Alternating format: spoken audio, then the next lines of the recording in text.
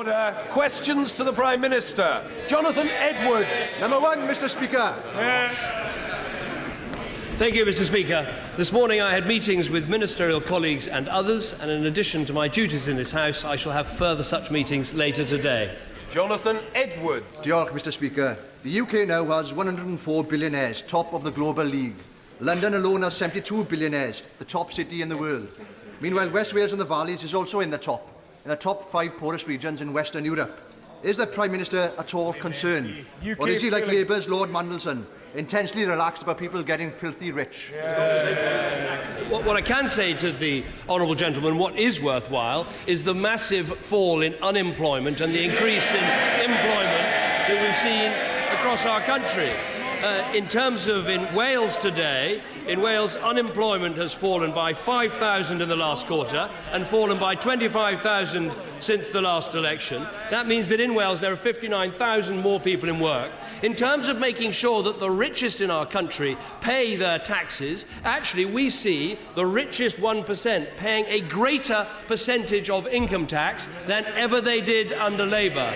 What we're seeing is a broad-based recovery, and I want to make sure that everyone in our country can benefit, and that's why we're cutting people's taxes and allowing people to keep the first £10,000 of what they earn before they pay any income tax. Sir Roger Gale. Mr. Speaker, at the end of November, Mrs. Anne Gloag, a director of the Stagecoach Company, acquired Manston Airport in my constituency for £1. On Budget Day this year, Mrs. Gloag announced that she was going into consultation with a view to closing an airport, which is worth hundreds of jobs, is a major diversion field and a search and rescue base.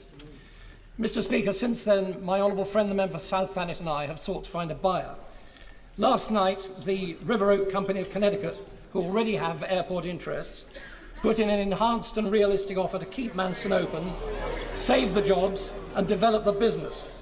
At present, the owners are reluctant to negotiate.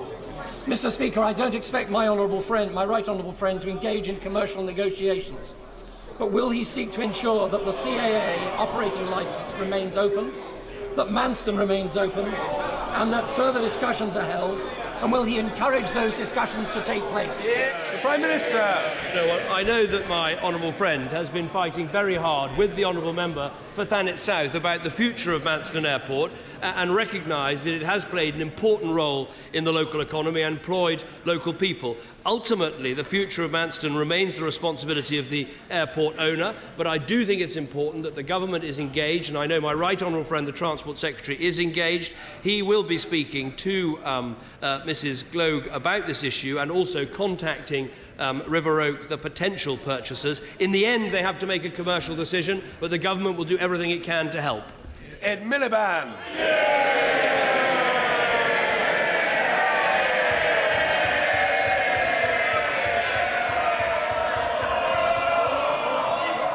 Mr. Speaker, I welcome the fall in unemployment. For all of those people who have found work, it's good for them and good for their families. And on the subject of high-skilled jobs in the UK, following the appearance of Pfizer at the Select Committee yesterday, can the Prime Minister tell us what further assurances he's seeking from Pfizer about their takeover of AstraZeneca? Well, first of all, can I welcome the fact that he has welcomed the fall in unemployment? These are, of course, jobs that he predicted would never come to Britain and would never be there. But it is important because what we see today is the largest ever quarterly increase in the number of people in work, 283,000. We see unemployment coming down, youth unemployment coming down, long-term unemployment coming down, and long-term youth unemployment coming down, with, of course, in our growing economy, where our long-term economic plan is working, we see the number of vacancies going up. Honourable members may be interested to know, in addition, that 3/4 of the new jobs over the last year have gone to UK nationals, and also that the employment of Romanians and Bulgarians actually went down in the first 3 months of this year following the lifting of the controls, which I think is notable. In terms of Pfizer and AstraZeneca, this government has been absolutely clear that the right thing to do is to get stuck in to seek the best possible guarantees on British jobs, on British investment and British science. Now, we discussed this last week and one of the most important things we've learnt since last week is that the right honourable gentleman was asked for a meeting with Pfizer, but he said he was too busy political campaigning. He quite literally put party politics ahead of the national interest. I'm not going to take any lectures from the guy. I'm really not going to take any lectures from the guy who was negotiating with Pfizer over the heads of the board of AstraZeneca. Pfizer doesn't need a PR man. They've got the Prime Minister. Now, for members on all sides of the House, the appearance of Pfizer at the Select Committee raised more questions than it answered about the so-called assurances.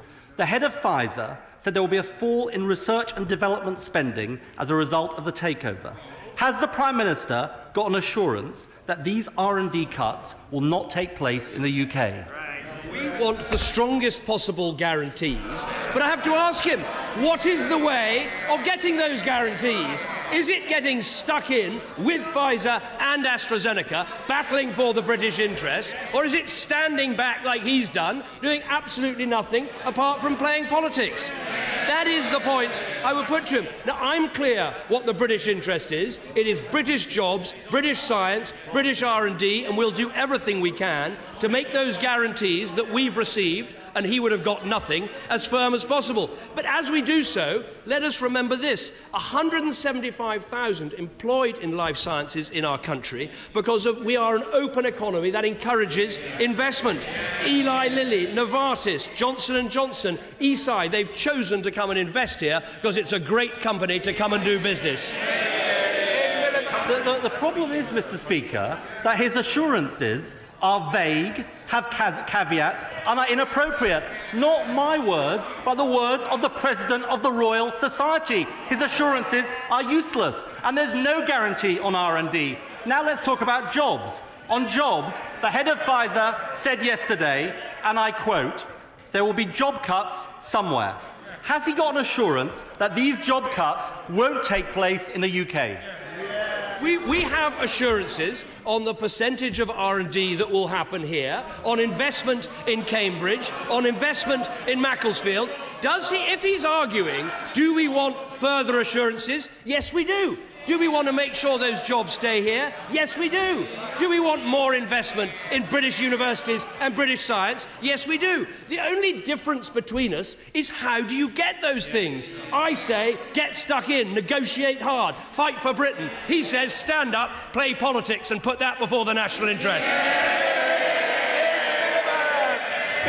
But Mr. Speaker, his negotiations aren't working. They're worthless. On R&D, on jobs, he has no answer. Now let's try him on another one: the possible carving up of the merged company. Nobody wants a company to be bought, split up, and then sold off.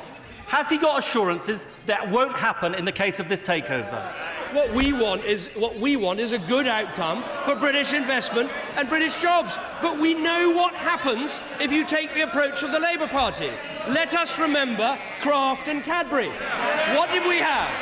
We had outright opposition, wonderful speeches about blocking investment, and then complete and abject surrender and the closure of plants under Labour. That is what happened. We've learnt the lessons of the mistakes Labour made. We're operating under the framework that they left us, incidentally, which he wrote while he was at the Treasury, and we will get results for British science, British jobs and investment by being engaged rather than standing off and playing politics. We all know what happened the last time he got assurances. He sold off Royal Mail at a knockdown price, and the Chancellor's best man made a killing. That's what happens with his assurances. Now the truth is he can't give us a guarantee. He can't give us a guarantee because the Chief Executive says, and I quote, he wants to conserve the optionality of splitting up the company and flogging it off. Now, last week, the Prime Minister said he would judge the takeover on British jobs, British investment and British science. But he can't offer us assurances on any of those things. Isn't it obvious he should have a proper test of the public interest, and if the deal doesn't pass, he should block it? Well, once again he raises this issue about the public interest test. It is worth asking which party, which government, indeed which individual, when he was sitting in the Treasury writing the rules, got rid of that test. It was the Right Honourable Gentleman. That is what we see on a day when unemployment is down, on a day when more people are in work. He will try any trick other than to talk about what is happening in our economy. That's the truth. The country is getting stronger and he is getting weaker. Mr. Speaker, he may not think it's important to talk about a company that is 2% of UK exports, on which 30,000 jobs depend. It is important. It is crucial to our national interest. And the truth is, he's not powerless. He's the Prime Minister. He could act on a public interest test. We're talking about one of our most important companies. Nobody is convinced by his assurances. And why won't he intervene, Mr. Speaker? Because he's falling back on the old idea that the market always knows best and doesn't need rules. From Royal Mail to AstraZeneca, this is a Prime Minister whose ideology means he cannot stand up for the national interest. If he thinks these companies are important, why didn't he meet with them rather than going canvassing? That is what he did. He quite literally put his own party political interest ahead of the national interest. And what he fails to understand is, yes, we measure the British interest in British jobs, British science and British investment, but we also measure it on being a country that is open to overseas investment. There's a reason why companies and countries are coming here to make cars, to build aeroplanes, to build trains, to fabricate oil rigs, to make new drugs in our country. It's because we've cut taxes, we welcome investment, we're growing our economy, and we've got more people in work. We will take absolutely no lectures from the people who brought this economy to their knees. Mr. Stephen Gilbert.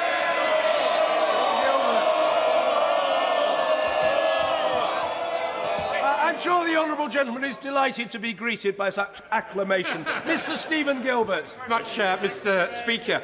The sun is shining and people are wisely preparing to come to Cornwall for their holiday. When they arrive, however, they will see that some of the recent storm damage still hasn't been put right. Mr. Speaker, Cornwall doesn't just need a long-term economic plan, we also need help today. Will he meet with me to see what more can be done? I'm very happy to go on discussing with Cornish MPs and indeed with the Cornish Unitary Council to make sure we do everything we can to help Cornwall get back onto its feet after the storms. What I've said very clearly is that there's the money under the Bellwyn scheme, so all of the emergency funding that Cornwall had to spend, it can claim back, and it still has time to work on that claim. We've also increased the amount of money going through the Environment Agency to repair storm damage, and there's an opportunity for Cornwall to have a real benefit of that money as well. So the sun is shining. I'm sure people are preparing for going to Cornwall, and I know when they get there they'll have a very good time. Mr. Ian Mackenzie. Thank you, Mr. Speaker. This week, the Public Accounts Committee criticised the MOD for failing to account for a £1.2 billion underspend, and it went on to say that this might result in even higher spending in future years. Does the Prime Minister still think he was right to say that he's balanced the books at the MOD? I seem to remember coming to government where we were left with a £38 billion black hole. So if the criticism is that the Secretary of State is careful with the pounds and the pennies and makes sure that there's an underspend that then can on occasion be carried forward into further investment to make sure we have the very best equipment for our troops, I rather suspect he might plead guilty. Stephen McPartland. Thank you, Mr. Speaker. Stevenage continues to lead the economic recovery, and unemployment figures today show our long-term economic plan is working. Will the Prime Minister join with me in congratulating the educational institutions and businesses in my constituency that have increased the number of apprenticeship starts from just over 200 in 2010 to over 800 apprenticeship starts a year now? No, well, my honourable friend is right. In Stevenage, unemployment has fallen by 24% over the last year, which shows that our long-term economic plan is working. And every single one of those people is not just a statistic, but someone who has the dignity, the security and the peace of mind of a pay packet to help them and their families.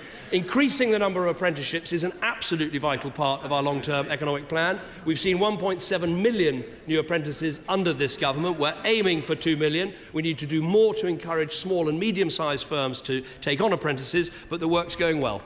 Mr. Alex Cunningham. Thank you, Mr. Speaker. There's been a 61% increase in the number of working families claiming housing benefit in the Stockton borough. Isn't this further proof that the jobs he claims to have created are generally low-paid, part-time and zero-hour contracts which don't pay enough to meet the rent?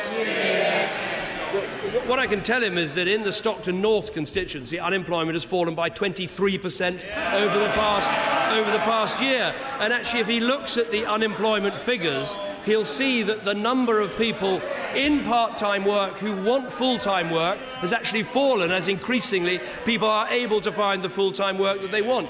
Yes, of course, there is an increase in the number of people in work claiming housing benefit because there's a increase in the number of people in work. That's what's happening in our country. We're getting the country back to work. Mr. Mark Harper. Mr. Speaker, the Prime Minister will know that thousands of my constituents in England are currently forced to use the NHS in Wales. So they will be concerned about yesterday's Trusted to Care report, which showed serious failings in the care of frail older people at 2 NHS hospitals in Wales. Don't the people of Wales and my constituents deserve better? These are, as I understand it, these are very concerning reports which really do need to be studied because the NHS in Wales is not in a good state. We've seen an 8% cut to the NHS budget in Wales, carried through by Labour. The last time A&E targets were met in Wales was 2009. The last time the urgent cancer treatment target was met was in 2008. We really see some problems in the NHS in Wales, and frankly, the Labour Party, instead of chatting to each other on the front bench, should be getting a grip of this issue and sorting out the NHS. Thank you, Mr. Speaker. But the Pfizer boss did give assurances to the Business Committee yesterday. He gave an absolute assurance that any takeover of AstraZeneca would result in a fall in research and development in the new drugs in the UK. He gave an absolute assurance that it would result in a fall in UK jobs. And the AstraZeneca boss said it could put lives at risk. How can any Prime Minister worth the title not immediately conclude that the right thing to do in the national interest is to call this in? As I explained to his right honourable friend, we are operating under the legal framework put in place by the government that he was a member of. I actually think when he looks at the record of what was said yesterday, I think he'll find that the quotes he gives are not actually, in fact, accurate. Mr. Andrew Salu. Does the Prime Minister agree that the building of vital roads like the A5 M1 link Dunstable Northern Bypass will create even more jobs, and that continued infrastructure investment like this is a key part of our long-term economic plan?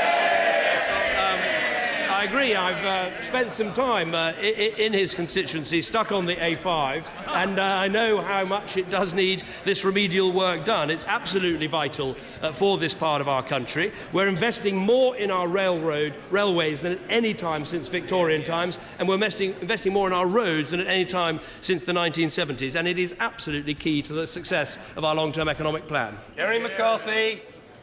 Is there a good reason why the Prime Minister won't condemn the tax affairs of Tories supporting Gary Barlow as morally wrong?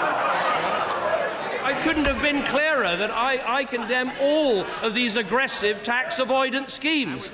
And not more than just condemning them, this government has taken action, legislative action, to say to people, to coin a phrase, we want your money back for good.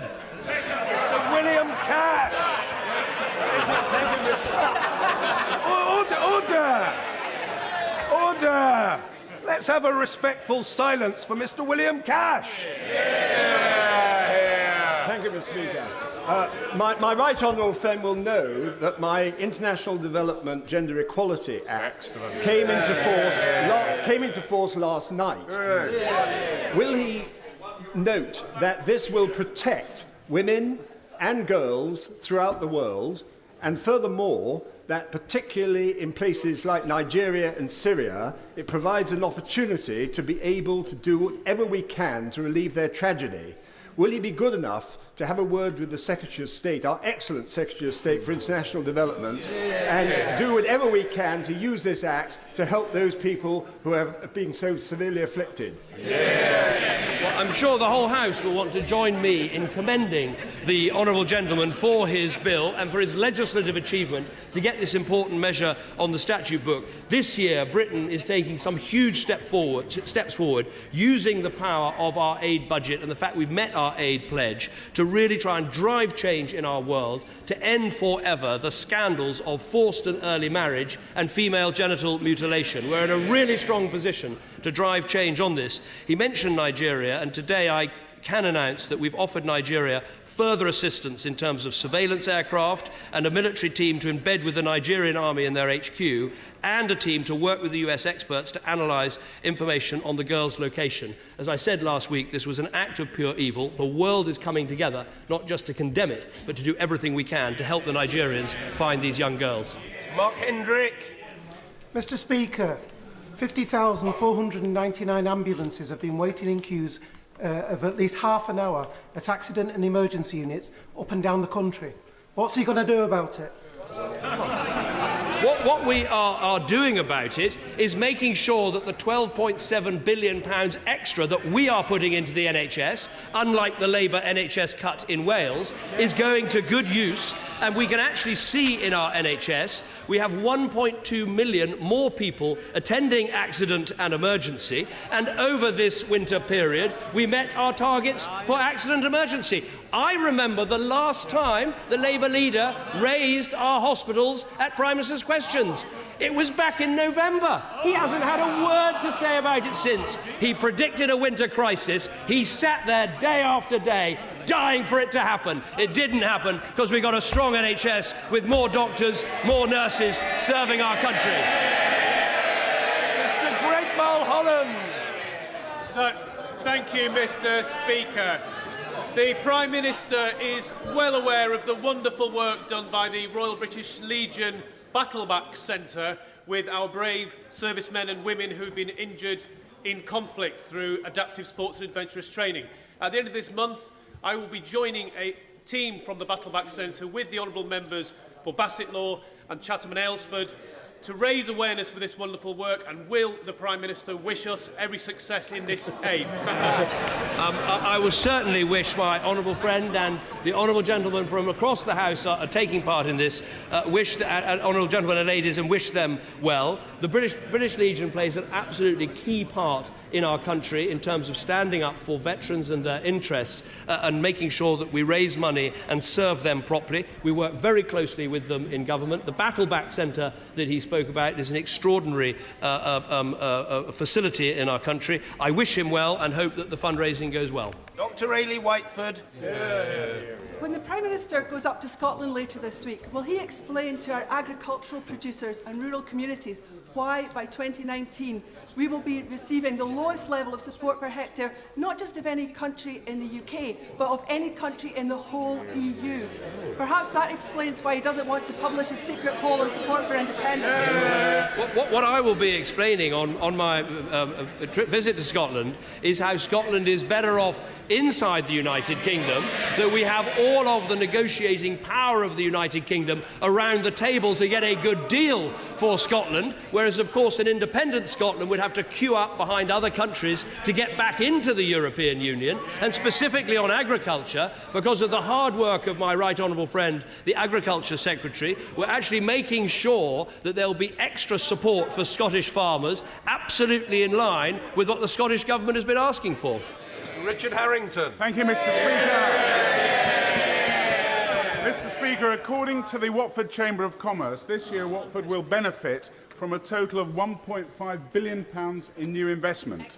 Already started, we've got a new road, we've got 2 train stations, we've got 2 secondary schools being refitted, and we've got a brand new UTC. And to cap all that, today there's been an announcement that unemployment is 667 less than a year ago. Wow. But I'm very concerned that this continues. I'd like to ask the Prime Minister what his strategy is to make sure this continues. If he takes my advice, Mr. Speaker, he'll come up with something that is 1, long-term, 2, economic and 3, a plan. First of all, can I say to my honourable friend how welcome it is that unemployment in Watford over the last year has fallen by 30%. We're getting the people of Watford back to work and cutting unemployment. What he says about these important investments in terms of the Croxley rail link with the 2 new stations and indeed rebuilding and building new schools are absolutely vital. The long-term plan is not just about jobs and cutting taxes, important as those are. It's also about supporting business, and small business in particular, by building the infrastructure that we need. Because we've taken difficult long-term decisions, we're able to put this extra investment into our roads and railways to build a modern infrastructure for the 21st century. Mr. Khalid Mahmood. Thank you, Mr. Speaker. In 2011, the government stated that being able to see a GP within 48 hours was not a priority. Does this Prime Minister regret this? Well, if you listen to the Royal College of GPs, they're saying that there are something like 40 million more GP appointments since 2010. The patient survey, always quoted by Labour ministers when they were in government, says that 93% of people say that appointments in the GP system are convenient. But frankly, I want more. As the father of 3 young children, I know how important it is to get timely GP appointments. That's why we're training 5,000 more GPs. That's why we have a named GP now for frail and elderly people. That's why we've got 1,000 GP centres that are now open 8 till 8 and at weekends. I tell you what I do regret. I regret the fact that the last Labour government signed a contract with the GPs that meant that they didn't have to offer a service out of hours or at the weekend. Now, because of the investment we're putting into the NHS, actually we're providing better services. And if he's wondering about the idea of a 48-hour target, he might want to ask why Labour scrapped one in Wales. Nigel Evans. Thank you, Mr. Speaker. Ribble Valley Council has recently approved its core strategy. Will he reassure local councillors that this will now give them extra power to protect those areas within the Ribble Valley that are not already earmarked for development? And will he come and visit the Ribble Valley and see for himself why the Ribble Valley is consistently voted one of the best places to live in the United Kingdom, and why local people want to keep it that way? No, well, I look forward to visiting my honourable friend's constituency and broader constituencies in Lancashire as well. I think the assurance I can give him is this, is when local councils put in place their local plan, they'll have far greater ability to determine how much housing, what sort of housing and where it goes. That is what we're trying to put in place, and the faster local councils can put in the local plans, the more power and responsibility they'll have. Jonathan Reynolds. Thank you, Mr. Speaker. As the Prime Minister has acknowledged, the number of people who are in work but who have to claim housing benefit in order to make ends meet is growing, but the cost of that will be an extra £5 billion over the course of this Parliament. Does the Prime Minister really consider that a sign of success? The most important thing we've done with respect to housing benefit, of course, was to put a cap on it, because when we came to office, there were families claiming £60,000, £70,000, £80,000. But when we put that cap on housing benefit, what was the Labour reaction? It was to vote against it. When we said that housing benefit shouldn't be paid in respect of spare rooms that people aren't using in order to make savings, what was Labour's attitude? To oppose it. That is what's happening. Look, the good news from his seat in Stalybridge and Hyde is here's something that's not going up. It's unemployment, and it's down 31% in Stalybridge and Hyde. Now, of course, some of those people in work are claiming housing benefit, but because of this government's long-term economic plan, more of his constituents are in work and earning. Mr. Andrew Percy. Mr. Speaker, the extra flood defence funding for the Humber area following the tidal surge in December was most welcome, but many of my constituents are still out of their homes, and there is concern moving forward that we get the 300 million that's needed over the next 25 years. MPs in the Humber are working cross-party on this and cross-Humber. Will the Prime Minister meet with us so that we can convince him of the case of treating the Humber, which is so important to our economic recovery, as a special case given its high risk of, from flooding? Well, I had an experience of very positive and good meetings with members of Parliament for the Humberside on a cross-party basis. We worked very hard to make sure that Siemens investment went into Hull, which is going to bring not just jobs to that factory, but I believe a whole new industry and supply chain into the area. Very happy to meet with him and discuss flooding and other issues to make sure we do all we can to protect people's homes and businesses. Mr. Tom Clark. Mr. Speaker, while I welcome the efforts to rescue the schoolgirls in Nigeria, will the Prime Minister agree that the Nigerian government hasn't lifted a finger to protect its own citizens in the north as they were attacked by Boko Haram? And will he agree to urge them to support their own people and to seek to introduce peace to the unhappy nation? Well, I would say to the right honourable gentleman who has considerable knowledge of overseas development and these affairs, I don't think his description of the Nigerian government is entirely fair. They do face a very vicious terrorist organisation in terms of Boko Haram. They are investing in and training their armed forces and counter-terrorism abilities. We have worked with them on that, and we're willing to do more work with them on that, particularly if we can make sure that proper processes are in place for dealing with human rights issues. But we should help across a broad range of areas, not just counter-terrorism, surveillance and helping them find these people, but also working with the global fund promoted by the former Prime Minister, the Right Honourable Member for Kirkcaldy and Kirkcaldy. Thank you very much. Thank you very much. In terms of protecting more schools. Mr. David Amis. My mother Maud recently celebrated her 102nd birthday. While she was just a child in the First World War, she thinks it's entirely right that in this the centenary of the outbreak of that great war, we honour those who lost their lives.